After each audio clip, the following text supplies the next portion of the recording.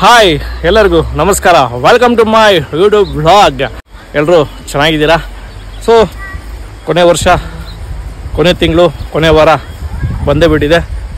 So ಏನು special ಅಂದರೆ, ನಾನು ನನ್ನ ಗೆಳೆಯರ ಜೊತೆ ತಾಯಿ ಅನ್ನಪೂರ್ಣೇಶ್ವರ ದರ್ಶನ ಮಾಡೋಕ್ಕೆ ನಾವೆಲ್ಲರೂ ಹೊರನಾಡಿಗೆ ಬಂದಿದ್ದೀರಿ. ಸೊ ಈಗ ದರ್ಶನ ಮಾಡಿಕೊಟ್ಟಿದ್ದೀರಿ.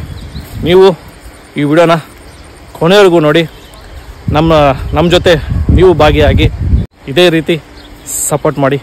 ಬನ್ನಿ ಹೋಗೋಣ.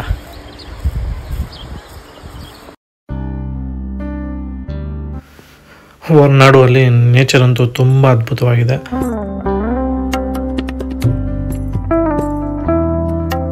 ಬರುವಾಗ ಘಾಟ್ ಸೆಕ್ಷನ್ ಒಳಗಿರ್ಬೋದು, ತುಂಬ ಮರ ಗಿಡಗಳು, ಬೆಟ್ಟ ಗುಡ್ಡ ತುಂಬ ಅದ್ಭುತವಾಗಿದೆ.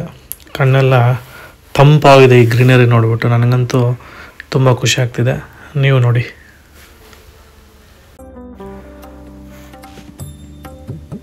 ಇವಾಗ ನೀವು ಏನು ನೋಡ್ತಿದ್ರು, ಇದು ದೇವಸ್ಥಾನದ ಎಂಟ್ರೆನ್ಸು. ಅನ್ನಪೂರ್ಣೇಶ್ವರಿ ತಾಯಿ ಎಲ್ಲರನ್ನೂ ಚೆನ್ನಾಗಿಟ್ಟಿರಮ್ಮ. ಇವಾಗ ನಾವು ದರ್ಶನ ಮಾಡೋಕ್ಕೆ ಕ್ಯೂ ಅಲ್ಲಿ ಬಂದಿದ್ದೀರಿ.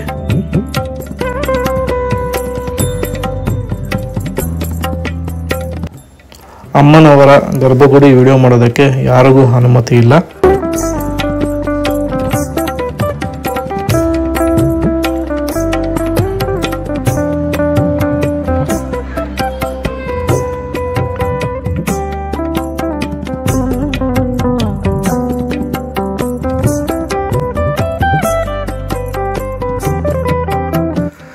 ದರ್ಶನ ಆದ ನಂತರ ನೀವೇನಾದರೂ ಅಕ್ಕಿ ಸಮರ್ಪಣೆ ಮಾಡಬೇಕನ್ಕೊಂಡ್ರೆ ದೇವಸ್ಥಾನ ಹಿಂಭಾಗದಲ್ಲಿ ನೀವು ಮಾಡಬಹುದು.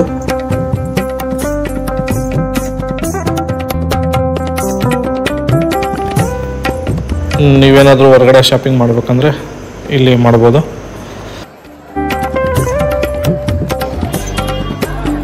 ಸುಮಾರು ಜನ ಗೌರ್ಮೆಂಟ್ ಸ್ಕೂಲಲ್ಲಿ ಓದೋಂಥ ಮಕ್ಕಳು ದರ್ಶನ ಮಾಡೋಕ್ಕೆ ಬಂದಿದ್ರು.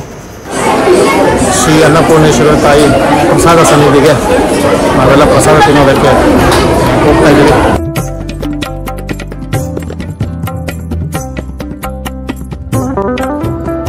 ಅನ್ನದಾತ ಸುಖಿನೋ ಭವಂತು.